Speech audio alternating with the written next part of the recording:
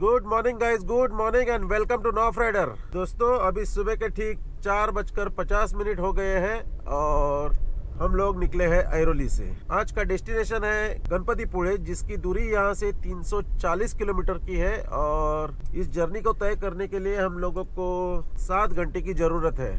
लेकिन बीच बीच में हम लोग रुकते जाएंगे क्योंकि घूमने निकले हैं तो कुछ लोकेशन एक्सप्लोर करना जरूरी है। कल मॉर्निंग में ही मैंने फ्यूल टैंक फुल कर दिया है और ट्रिप मीटर भी 0 किया है क्योंकि दिन का रनिंग कितना हुआ के लिए ट्रिप मीटर की जरूरत है। और आपको पता है कि ये कार मैंने अभी अभी ले ली है तो मुझे क्यूरियोसिटी है कि अपने व्हीकल की फ्यूल इफिशियंसी कितनी है वो भी चेक करनी है। इसलिए याद से मैंने कल फ्यूल टैंक फुल करते ही ट्रिप मीटर को 0 पे सेट किया है। दोस्तों तो अभी हम लोग एंटर हो रहे हैं मुंबई पुणे एक्सप्रेस वे पे और जहाँ पे खालापुर टोल नाका आएगा, फर्स्ट टोल नाका, वहाँ से हम लोगों को एग्जिट लेना है। अगले 3 से 4 दिन हम लोग कोंकण में ही घूमने वाले हैं। हमारा पहला डेस्टिनेशन होगा पाली का बल्लालेश्वर गणपति। सबसे पहले गणपति बप्पा के दर्शन करेंगे, फिर आगे बढ़ेंगे। अभी सुबह के 5:45 हो गए, हम लोग पहुंच गए एक्सप्रेस वे के पहले टोल नाके पे। तो ऐरोली से खालापुर टोल नाका आने तक हम लोगों को 50 मिनट का समय लगा है। जैसे ही ये टोल नाका क्रॉस करेंगे, यहाँ से हमें लेफ्ट साइड से एग्जिट लेना है। ये देखिए दोस्तों, यहाँ पे बोर्ड है खोपोली जाने का मार्ग। सुबह के नज़ारे कैसे दिख रहे हैं। अभी 6 भी नहीं बज गए लेकिन अच्छा खासा उजाला हो गया है क्योंकि समर का सीजन है तो समर में उजाला जल्दी हो जाता है। दोस्तों 6:20 हो गए और हम लोग पहुंचे पाली में। ये देखिए, आई लव पाली, नगर पंचायत पाली। अभी हम लोग गणपति मंदिर के सामने पहुंच गए हैं। दोस्तों हम लोग देख सकते हैं यहाँ पे एक बोर्ड लगा हुआ है कि परंपरेनुसार प्रथम श्री धुंडी विनायक यांचे दर्शन घेतात। पाली का बल्लालेश्वर गणपति मंदिर अष्टविनायक के 8 गणपति मंदिरों में से एक है। अष्टविनायक यात्रा के दरमियान दर्शन का एक सीक्वेंस फॉलो करना होता है। मान्यताओं के अनुसार इस बल्लालेश्वर गणेश मंदिर के दर्शन का नंबर 8वां आता है। मान्यताओं के अनुसार बल्लालेश्वर गणपति के दर्शन के पहले श्री धुंडी विनायक के दर्शन लिए जाते हैं। इसके पीछे की कहानी बहुत ही दिलचस्प है। दोस्तों तो धुंडी विनायक का दर्शन लेके हम लोगों को इसके बगल में जो डोर है, यहाँ से आगे बढ़ना है मुख्य मंदिर की ओर।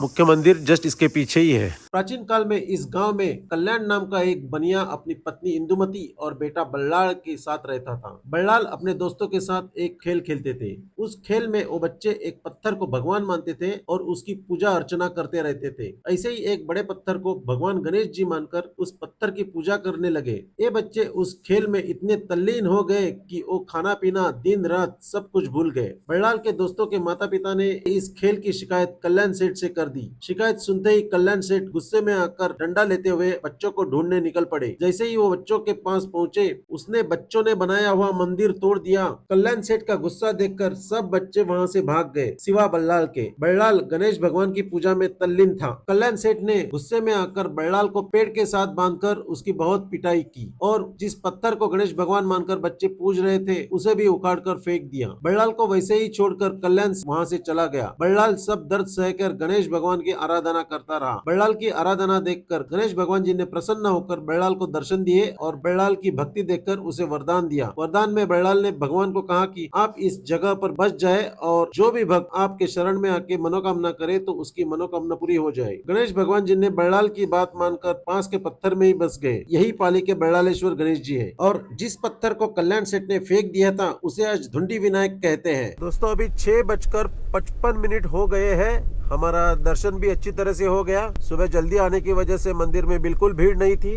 अभी पाली से हम लोग निकल रहे हैं और आगे बढ़ रहे हैं टूवर्ड्स चिपळूण। दोस्तों अभी हम लोग एंटर हो रहे हैं मुंबई गोवा हाईवे में। यहाँ से रत्नागिरी की दूरी 237 किलोमीटर की है और रास्ते की मरम्मत ने हमारा स्वागत किया है इस मुंबई गोवा हाईवे पे।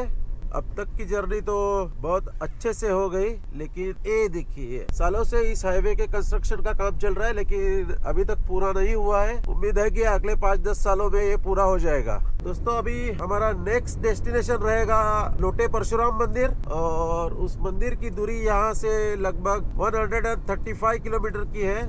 दोस्तों यहाँ पे लंबा ट्रैफिक जाम लगा हुआ है।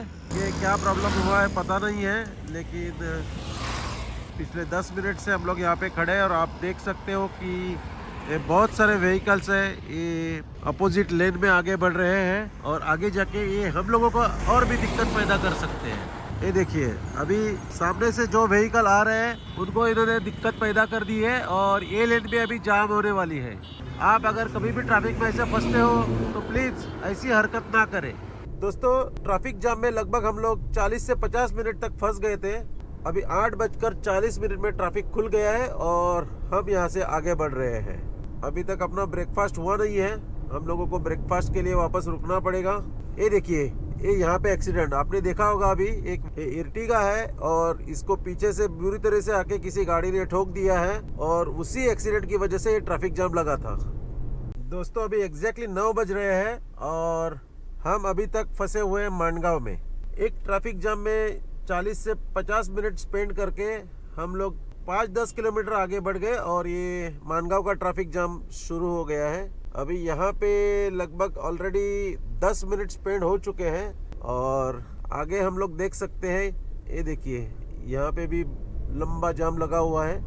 दोस्तों, अभी हम पहुँचे गांधरपाले में और यहाँ से गुजरते समय हमें एक केव दिखाई दिए।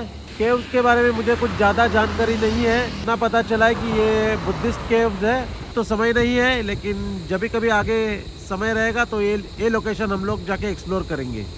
दोस्तों, अभी 9:45 हो गए हैं और अभी जाके ब्रेकफास्ट के लिए हम लोगों को एक ठिकाना मिल गया है, एस फूड पार्क। चलो, तो आज का ब्रेकफास्ट एस फूड पार्क में करेंगे।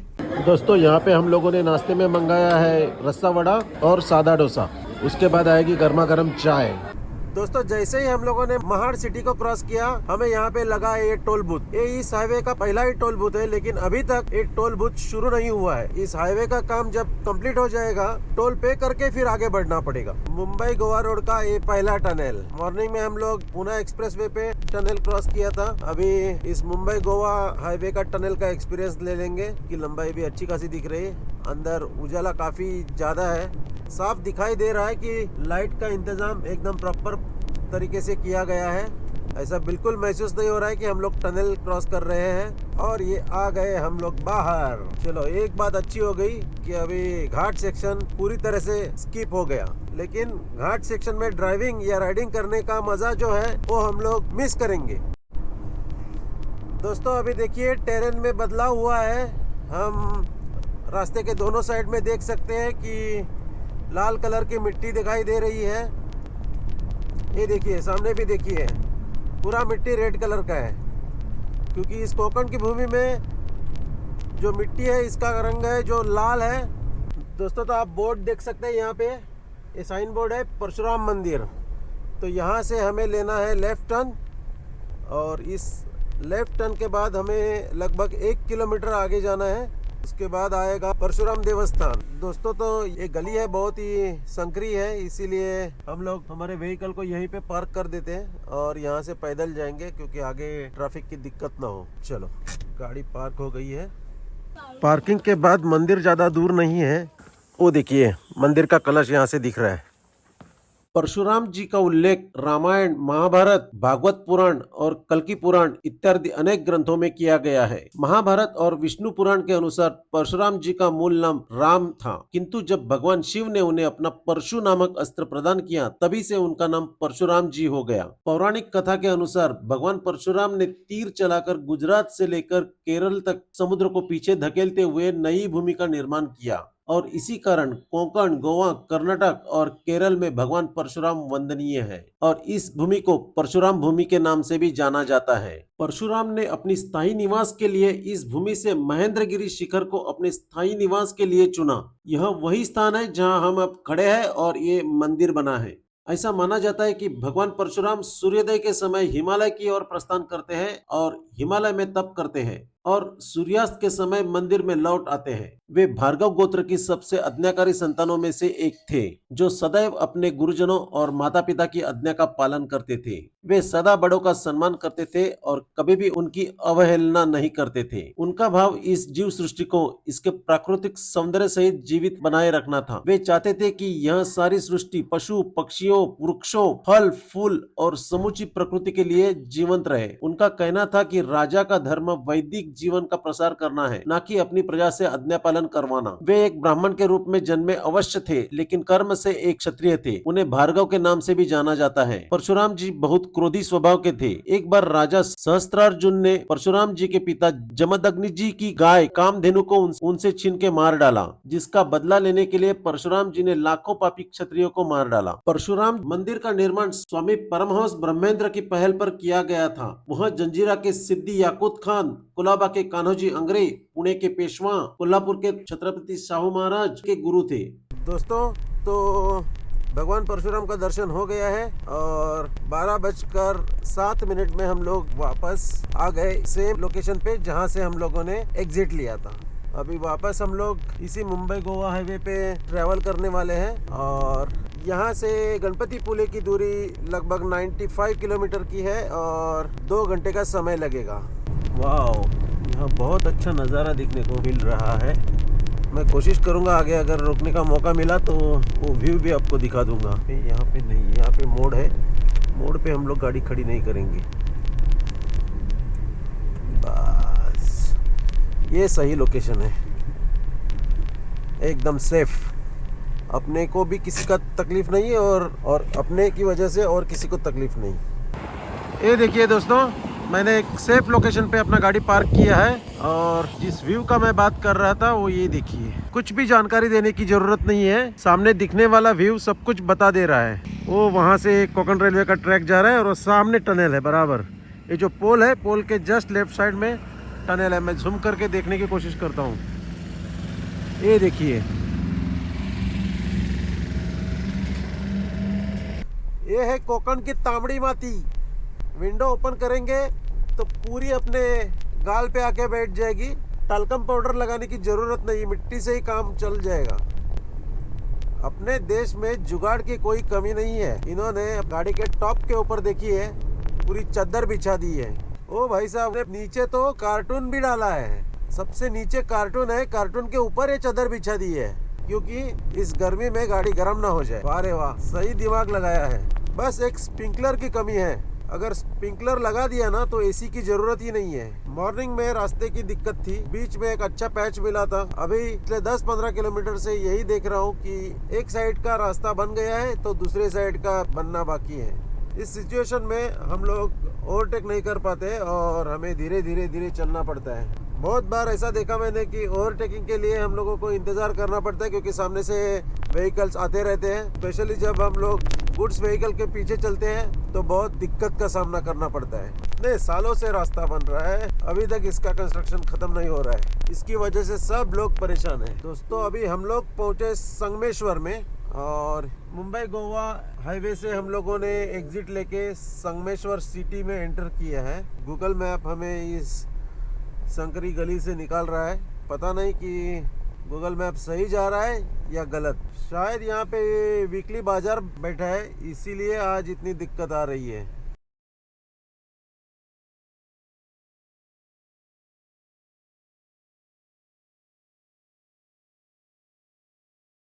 इस ब्रिज को देख के लद्दाख की याद आ गई। लद्दाख में ऐसे ही छोटे छोटे ब्रिज होते हैं, एक समय में एक ही व्हीकल पास होता है। अभी अगर कोई सामने से कोई 4 व्हीलर आ जाती है तो क्या करें, ना आगे बढ़ सकते हैं ना पीछे मुड़ सकते हैं।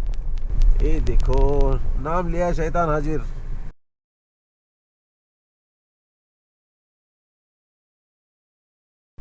हो, फाइनली इस मुश्किल घड़ी से हम लोग बाहर निकले हैं। अब ऐसा लग रहा है कि मैं सांस ले रहा हूँ। अब तक मेरा दम घुट रहा था। तो अभी 1:50 हो गए हैं और हम लोगों ने फैसला किया है कि आज का लंच होटल कोंकण गारवा में करेंगे। दोस्तों, एग्जैक्टली 3 बज गए हैं। हम लोग हमारे डेस्टिनेशन में आ पहुंचे हैं, अंबज्ञ पर्यटक निवास, कोंकणी लज्जत। दोस्तों, तो अब लेते हैं रूम का टूर। ये डबल बेड, छोटा सा टीवी और ये बेड देखिए बाम्बू से बनाया हुआ है। यहाँ पे वॉशरूम है। ये जो बनाया है ये फर्नीचर, ये भी बाम्बू से बनाया हुआ है। एसी रूम है। इस रूम का किराया है 1600 रुपीज़। दोस्तों, तो फाइनली 3 बजे हम लोग गणपति पुले आ पहुंचे और अभी अकोमोडेशन भी ले लिया है। अब मैं आपसे विदा लेता हूं और उम्मीद रखता हूं कि आप लाइक, शेयर और सब्सक्राइब करेंगे। Thanks for watching.